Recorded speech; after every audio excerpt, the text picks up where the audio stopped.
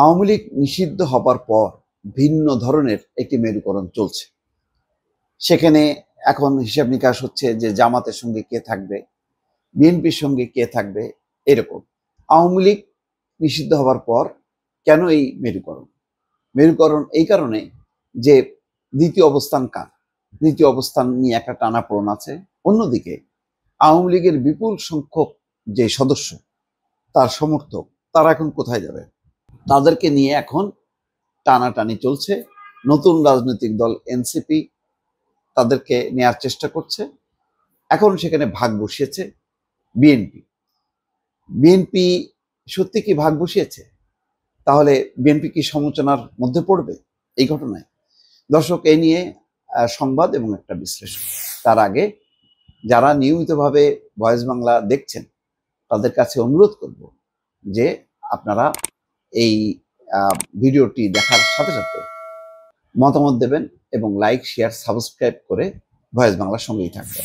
আমির খসরু মাহমুদ চৌধুরী, বিএনপির স্থায়ী কমিটির সদস্য, তিনি বলেছেন, আওয়ামী লীগ সমর্থন করেন এমন গ্রহণযোগ্য ব্যক্তি সদস্য হতে বাধা নেই। তার মানে ডালাটা খুলে দেয়া হলো, দরজাটা খুলে দেয়া হলো যে আপনারা আসেন। যাদের মানে আওয়ামী লীগ মানে তো সবাই অপরাধী না। এটা হইতে পারে না যে আওয়ামী লীগের এখনো পর্যন্ত যে পরিসংখ্যান, সর্বশেষ অর্থাৎ 15 বছর আগের পরিসংখ্যানটা ধরি, 15 বছরের পরিসংখ্যানটা ধরা যাবে না।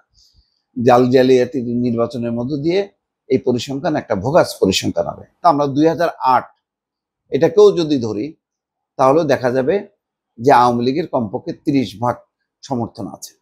তাহলে 30%, এটা তো হিউজ। এরা কোথায় যাবে? এটা একটা প্রশ্ন। এরা দলে দলে যদি এখন এনসিপিতে ভেড়ে তাহলে এনসিপি শক্তিশালী হবে। এরা যদি বিএনপিতে আসে তাহলে বিএনপি শক্তিশালী হবে। এরা জামাতে যাবার সম্ভাবনা খুবই কম। আওয়ামী লীগের যারা সমর্থক, তাদের মস্তিষ্কে, তাদের চিন্তায় চেতনায় যা আছে তাতে জামাতে যোগ দেওয়ার সম্ভাবনা কম। তারা জাতীয় পার্টিও তো এখন অস্পৃশ্য একটা দল, নিষিদ্ধ হইতে পারে। তা আছে দুইটা অপশন, একটা হলো বিএনপি আর একটা হচ্ছে এনসিপি। এনসিপি চেষ্টা করছে যে তৃণমূল পর্যায়ে নির্বাচিত যেই তাদের মেয়র, পৌরসভার চেয়ারম্যান, কাউন্সিলর, তাদেরকে দলে ভিড়ানো এবং দলে ভিড়িয়ে তাদের মাধ্যমে শক্তিশালী করা। এটা নিয়ে কিন্তু গত কয়েক মাস ধরে অনেক অভিযোগ আছে যে অনেক অভিযুক্ত যারা, তাদেরকেও দলে ভিড়িয়েছে এনসিপি তাদের দলকে শক্তিশালী করার জন্য। এটা নিয়ে বেশ টানাপোড়েনও আছে তৃণমূল পর্যায়ে। আওয়ামী লীগ বলছে যে না, তারা সবাইকে গণহারে নেবে না। যাদের বিরুদ্ধে চাঁদাবাজি, টাকা পাচার বা যারা সন্ত্রাসের সঙ্গে যুক্ত না, এইরকম যদি সৎ লোক থাকে, কিন্তু আওয়ামী লীগের সমর্থক, তারা যদি মনে করে তারা বিএনপিতে আসতে পারে। তো আসলে এই ঘোষণা দেওয়ার মধ্য দিয়ে এটা একেবারে যে 100% এটা ফুলফিল হবে এই ক্রাইটেরিয়া, এটা হবে না। এবং এটা নিয়ে চলবে, আলোচনা চলবে। বিভিন্ন জন যখন যোগ দেবে তখন তাদের ছবি দেখানো হবে যে অমুক মন্ত্রী, অমুক খারাপ লোক, তার লোক, এদের সাথে এই যে তাকে দেখা যাচ্ছে। এইগুলো চলতে থাকবে। কিন্তু রাজনীতির হিসাব নিকাশ বড় জটিল এবং রাজনীতি অনেক ক্ষেত্রে নির্মম। সবাই চাইবে তার পাল্লা ভারী করার জন্য। এখন বিএনপি যদি চুপ করে বসে থাকে, যদি বিএনপির দরজাটা বন্ধ থাকে, তাহলে সবাই ঝুঁকবে এনসিপির দিকে। তো এনসিপি কে কেন শক্তিশালী করতে দিবে বিএনপি? বিএনপি তো চাইবে তার যে অবস্থান আছে সেই অবস্থান আরো শক্তিশালী হোক। তো সেই কারণেই এরকম একটা অ্যানাউন্সমেন্ট দিয়ে রাখলেন আমির খসরু মাহমুদ চৌধুরী। বলছেন, আওয়ামী লীগের দোসর নন, হয়তো সমর্থন করেন এমন গ্রহণযোগ্য ব্যক্তিকে দলের সদস্য করতে বাধা নেই বলে মন্তব্য করেছেন বিএনপির স্থায়ী কমিটির সদস্য আমির খসরু মাহমুদ চৌধুরী। শনিবার দুপুরে চট্টগ্রাম বিভাগীয় বিএনপির উদ্যোগে সদস্য নবায়ন কর্মসূচিতে প্রধান অতিথির বক্তব্যে এমন মন্তব্য করেন। চট্টগ্রাম নগরের কাজীর দেউড়িতে দলীয় কার্যালয় প্রাঙ্গণে এই অনুষ্ঠান হয়।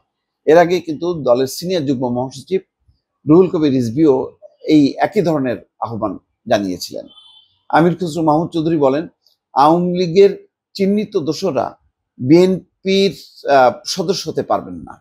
তবে একজন ভালো লোক আওয়ামী লীগের চিহ্নিত দোসর নন, হয়তো আওয়ামী লীগকে সমর্থন করতে পারেন, আমরা জানি না, তিনি কাকে ভোট দিয়েছেন তাও জানি না, কিন্তু সমাজে গ্রহণযোগ্য ব্যক্তি, কখনো রাজনৈতিকভাবে অস্থিরতা সৃষ্টি করেননি, বিএনপির কার্যক্রমকে প্রতিহত কিংবা বাধাগ্রস্ত করার চেষ্টা করেননি, বিএনপির নেতা কর্মীদের হয়রানি করেননি, পারলে পরোক্ষভাবে সহযোগিতা করেছেন, তাদের সদস্য করতে বাধা নেই।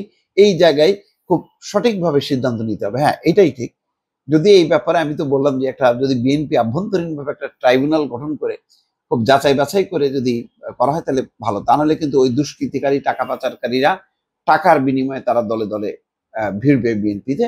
এতে বিএনপির বদনাম হবে, পারতপক্ষে এরাই পরে এই যত অপকর্মের সহযোগী হিসাবে সামনে চলে আসবে। ফলে সতর্কতা এবং খুব সূক্ষ্ম বিচার বিশ্লেষণ করাটা খুব জরুরি বলে মনে করছি। দর্শক ভালো থাকবেন, আল্লাহ হাফেজ।